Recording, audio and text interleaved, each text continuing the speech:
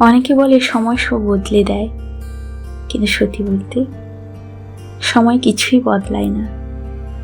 সময় শুধু আমাদেরকে শিখিয়ে দেয় কিভাবে পাওয়া না পাওয়া নিয়ে বেঁচে থাকতে হয়।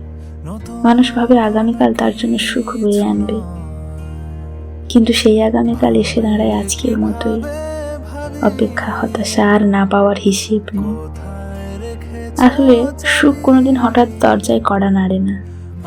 সুখ মানে আজকের কষ্টকে গ্রহণ করা, আজকের অপ্রাপ্তিকে নিজের বলে মেনে নেওয়া।